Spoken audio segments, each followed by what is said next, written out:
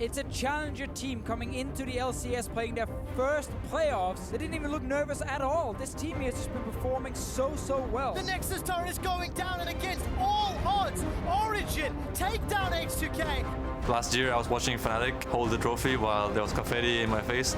This year I would like to win myself and hold the trophy. Versus two. Amazing, takes down the Baron. Power of Evil in his own. The Baron's not enough for you, it's caught. Personally, for me, I'm so happy to be in the finals. In first split, it sounds so unrealistic. They should be fine. Reckless steps up to clear. Baron. Oh, Emperor! He's able to get out of this one. Origen overall definitely deserved the victory. They were just a better team today.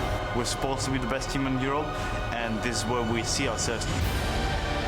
Once we lower down the amount of mistakes, I think we're gonna be for sure the best team. I would like to go to Versailles and show how good we are in a bigger stage. I want the trophy and nothing less.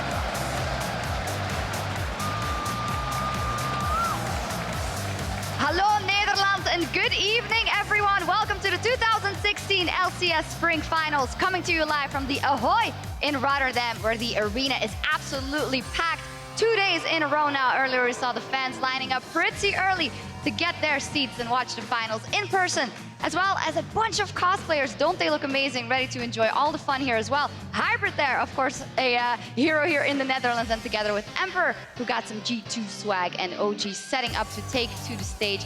Fairly quickly, hello everyone with the title pride and a spot at the mid-season invitational up for grabs. The pressure is on. I'm EpicSkillshot here covering today's championship series with the help of James Stress O'Leary, the coach of H2K, Prawley, and the Netherlands' very own Febevin.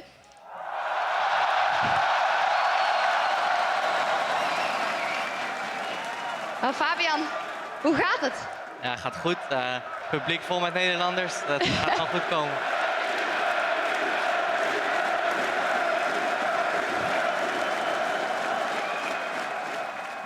Well, if they keep cheering like that during the games, it'll be a lot of fun as well. You experienced it yesterday firsthand, of course. Probably thank you so much for joining us. We know that it must have been a tough thing yesterday, a 5-game set in this arena. What feeling do you walk away from at the end of that series versus Fnatic? Whew. It was pretty delightful, but it's okay. I like Febby, so hearing everyone else cheer for it is not as bad as I think. Oh, well, I'm sure it'll get better, and the guys here love you as well. We'll take a look at well, some of the images from that game yesterday.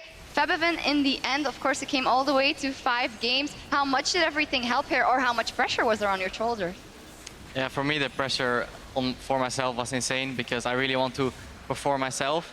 And, of course, in front of this crowd in my own country, like, if I don't perform here, there's definitely something wrong. So I trained my hardest, and yeah, it paid off. Yeah, it certainly paid off. I mean, the crowd were right behind you games 1 and 2 and came right back in game 5 as well. They've made a lot of noise yesterday. I hope we can keep up with that. It seems like we're on that path as well. I think so, because it leaves just one score to settle here in our playoff bracket, the fight for first place between G2 eSports and Origen. And while G2 eSports was doing really well in the split, but then Origen kind of surprisingly took H2K out. What do you make of their form right now, Prawley?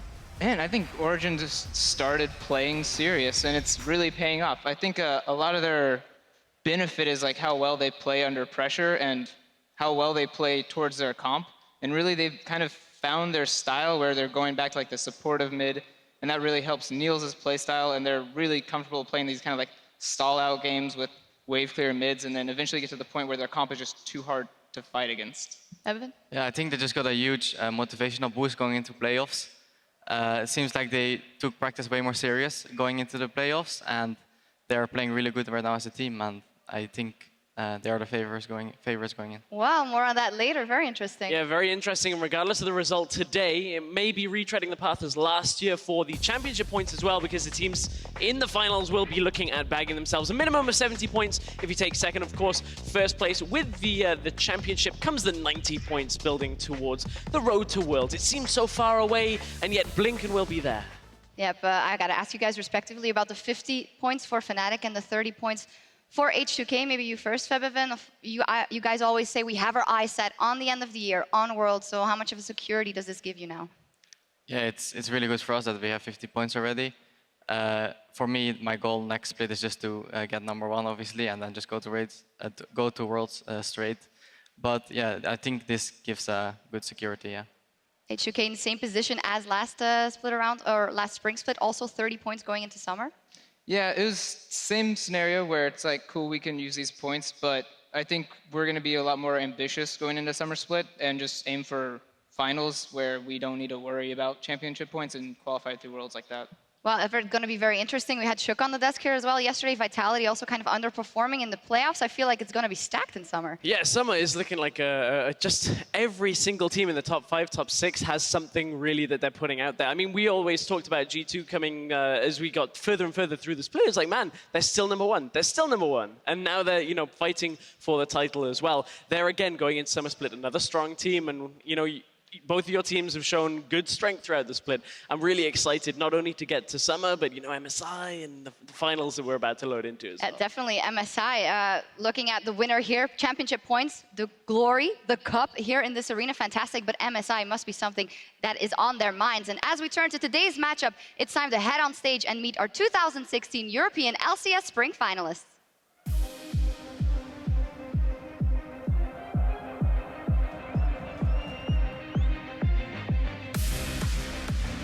Good evening and welcome to the 2016 European League Championship Series Spring Finals.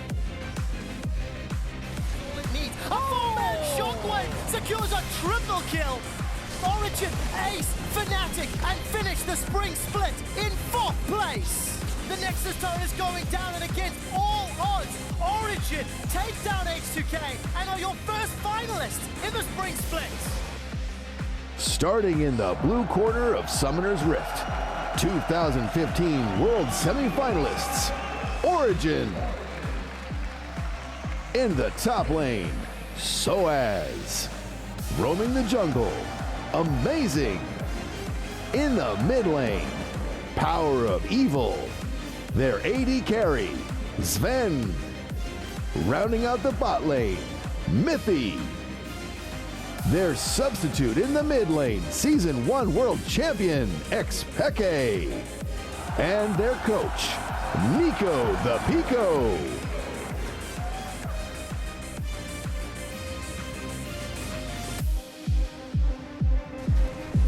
We stole it with a mystic shot. Emperor might have saved the day. The Nexus is dropping, and with it being killed, G2 eSports are the best team in Europe. The Red Hot Rookies will knock off the reigning champs en route to a spring showdown in Rotterdam. Starting in the red corner of the Rift, in their first LCS split, G2 eSports. In the top lane, Kikis. In the jungle, the 2016 Spring MVP, Trick. Holding down the mid lane, Rookie of the Split, Perks. At AD carry, Emperor. His support, Hybrid. And their coach, Youngbuck. Ladies and gentlemen, your 2016 European LCS Spring Finalists.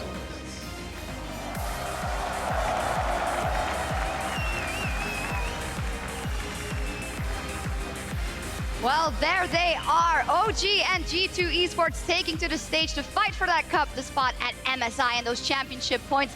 And we see the flag there on Hybrid. Who wore it better? Febiven, you did it yesterday as well. think it looks quite similar to... It looks similar, obviously so. Very interesting. OG, very serious faces there. And a little bit more frivolous on the side of G2. Probably, you of course walked that stage yesterday as well. How much of an impact does it make? G2 is a fairly new team and all these guys have not been in these crowds yet. I don't know. I do think, or we know they're the new guys, G2, but you know, the new guys, they don't have to be scared of big crowds or big stages or new things. I think these guys kind of embrace it and they enjoy it and they flourish in this kind of environment. And I think the interesting thing is it's not only the players, but the organization seems fairly confident coming into this. The keen-eyed of you at home will have noticed G2 sporting not a red logo with G2 on the front, but they've already put it in a shade of gold coming into the final. So maybe a little bit of overconfidence, but we'll see how it plays out on the Rift. Yeah, we will see. I know that Hybrid must have a similar feeling to you yesterday. How do you think he'll react to the circumstances? Yeah, it will be really nice for him that the crowd is cheering all the time, especially when his name is getting shouted in the air, and it's just a great feeling. Yeah, it's going to be crazy. He's going to be looking to make some flashy plays on support. Might not be as visible as for you in the mid lane. You were saying that you do feel that OG is the favorite. Quite interesting, because I feel like G2 is in most people's minds the stronger team. I just think OG's bot lane is going to outperform Gamers 2 bot lane. I think they are just better players and they are more experienced.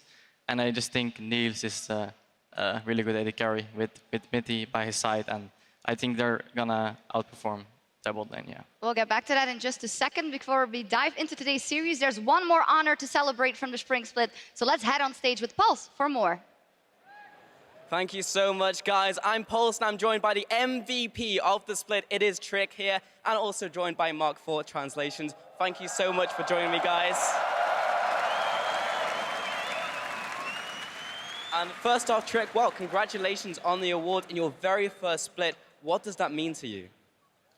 MVP 어워드 수상 축하드립니다. MVP를 첫 스플릿에 받으셨는데 소감 한 말씀 부탁드릴게요. 첫 시즌 만에 MVP까지 받게 돼서 정말 영광이고요. MVP 받은 거 가지고 더 노력하는 모습 보여드리도록 하겠습니다. I'm very honored to have received the award of MVP in my first split, and I'm really motivated right now to do even better and show even better performances. That's fantastic to hear, Trick. And also joining G2, it was almost seamless how well you played with the team, despite coming from Korea and the language barrier. So speak to me about your experience of joining G2. 한국에서 유럽으로 넘어오신 지 얼마 안 되었는데, 근데 G2에 되게 적응을 되게 잘하신 것 같은데, 그 경험이 어떠셨나요? 다들 워낙 친절하게 대해줘가지고 적응을 빨리 할 수 있게 됐고 연습에 몰두할 수 있게 됐던 것 같아요.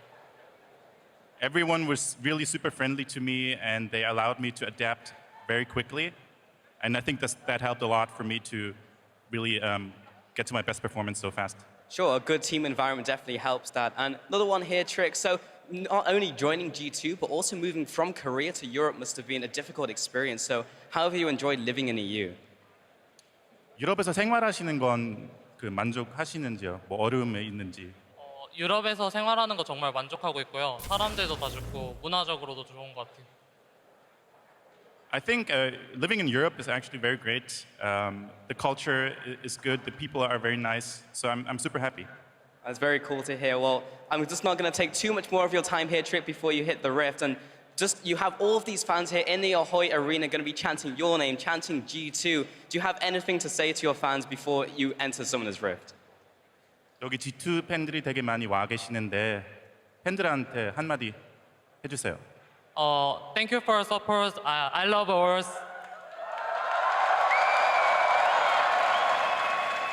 Thank you so much for the interview here, Trick, and spending this precious pre-game time with me. And also thank you, Mark, for the translations. We're going to send it back over to the Alistair to set up the Spring Finals. Thank you, Paul Swala. The Spring MVP looks surprisingly relaxed, I should say. Probably as a coach who has also had to rebuild a team and work with the language barriers and everything as we get a little bit of atmosphere lighting going here. What do you think of kind of the project that was G2 eSports under Young Bucks lead going all the way to the finals here? Man, I don't know. It's built really well. Like, there's never really a speed bump for them. They kind of just blew through everything. The meta was really easy for them to read, and like they molded well to it. The one thing, though, is G2 has not shown my favorite lane swaps. They do lane swap well, fine and all. But I expect G2 to at least show some kind of innovation or faster style that they've maybe seen in scrims from their scrim partners. Like you? Maybe, I didn't say that. Well, we will certainly delve deeper. Febby, I wanted to speak to you while we were on the subject of, integrating Koreans specifically into a lineup. I mean, for you, you're a player on a standing lineup for Fnatic. You brought in, multiple now different players with a language barrier. For a player like Perks, who's sitting on stage in a very similar spot to where you were last spring, how much potential does that team have, do you think, now, with the addition of the Koreans that are going to grow over time? Yeah, they're already looking really scary. They have really good individual players, and they're playing really good as a team.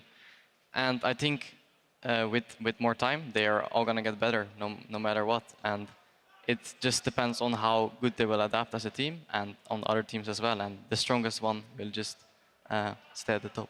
We'll see who's the strongest one today. The guys are setting up on stage, so we have some time. Let's take a look at the side selection. Origen will start the day on the blue side of the Rift and will be blue for games 1 through 4, and then in a possible game 5.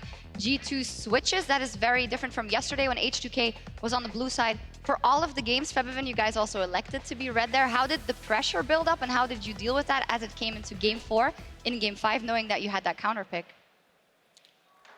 It was a bit hard for me because after the 2 games, they banned 2 champions of mine, and it had a huge impact on my champion pool.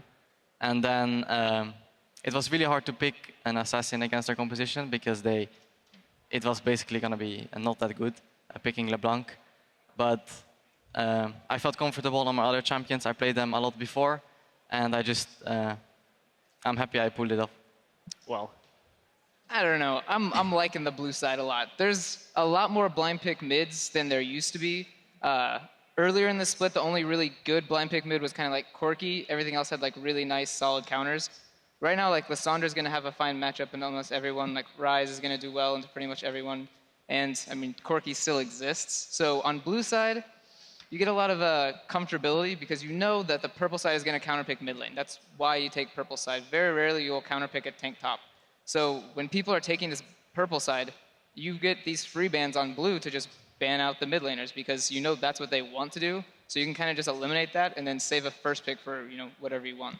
Well, with only 1 game swapped up the last one, we'll see if we go to 5. We went to 5 yesterday, but after our games are done today, of course, we'll be crowning our champion here, but over in Las Vegas in the Mandalay Bay Arena Event Center, it's, the home of a lot of combat sports. They've had some big rivalries. Tonight, one of League of Legends' biggest and oldest rivalries between Team Solomid and Counterlogic Gaming. They'll be having the North American Finals. We'll see if that's a 5-round title fight as well. Yeah, we'll see what happens. Quick prediction, maybe, from the guys here. CLG or TSM later tonight? Well.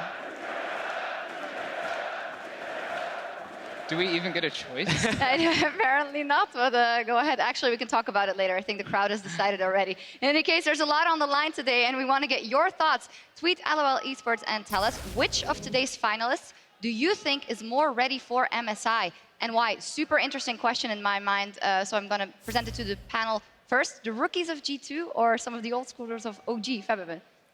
I think Origen, obviously, because they have just experienced players, and it's just going to help them so much more.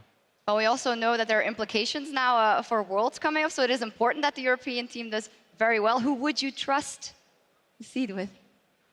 I don't know. I'm going to go with G2. Like, they're kind of, I really want to put my money on, like, the newer, faster horse and not the old dogs. So, I don't know. They do a lot of things that are, like, exciting and kind of new, and I don't really expect. They do really aggressive plays where normally they could close out the game slowly, but they always elect for this, like, let's end now and cut out 10 minutes of the game. So I kind of like that style, even though I don't want to coach that way. All right, we will see what happens and hope it is a good representative for EU. As always, be sure to include the hashtag EULCS if you want to weigh in on that question or send us anything you want. And we will answer your, answer your questions later today. And for those of you watching from around the world or right here in the arena, add LOL Esports on Snapchat for an inside look at all of today's action straight from the Ahoy. There's a lot of backstage action going on there, predictions, and you get an insight into what plays here on stage. And as the teams make their final adjustments on stage, let's dial in today's matchup. We've talked about it a lot already, and it's kind of the preseason favorites in OG versus the dark horse before this. But it seems that the roles have turned, even though Febiven says that OG are the favorites, and it's quite interesting because history is being written. We used to have the old El Clásico rivalry, Ocelot and SK, Xpeke in Fnatic versus each other. Now we have a whole new Fnatic, and we have Ocelot with G2 eSports versus Origen, led by Xpeke as well. Probably is it sometimes scary how fast these things go and all these new rookies coming, Rookie of the Split, MVP, and you're working with players that have been around for a long time. No, I like it because it keeps the old players from like getting complacent. Like they need a battle for their jobs. They can't be lazy. You know, I like the new blood coming in and kicking out the old. Definitely. We'll take a look back at that OG versus H2K game. I'm sorry that we have to bring it up again, but stress, it was a surprise, so to say lightly, for us as well. Yeah, it was somewhat of OG managing to find fights and dragging H2K into them in positions that we normally wouldn't see them fight. And, you know, that's something that Origen managed to do. We did find out yesterday, though, that was kind of a symptom from H2K. So I wonder whether Origen are going to be the ones leading that charge today. Because one thing that their opponents of G2 do very well is find the opportunity to fight. So this could end up as being a very scrappy game back and forth if Origen still play that style where they want to fight too. We have to touch on the mid lane as well. Power of Evil, who has stepped up in my mind pretty big in the playoffs. Evan, how do you think he's evolved? I think he's really good on mages like Karma, Orianna, Azir, stuff like that. And it's working really well because his AD carry is so good, so he can just play around his AD carry. And I think that fits them really well right now. And it's definitely also an X factor, Peke, or Power of Evil in the mid lane. And we're going to hear what the Rookie of the Split thinks about today's competition. The beginning of Split, Power of Evil wasn't performing that good, but I think now he's actually stepped up his game so much. Like in both of the playoffs, really solid. So he's now a really strong player.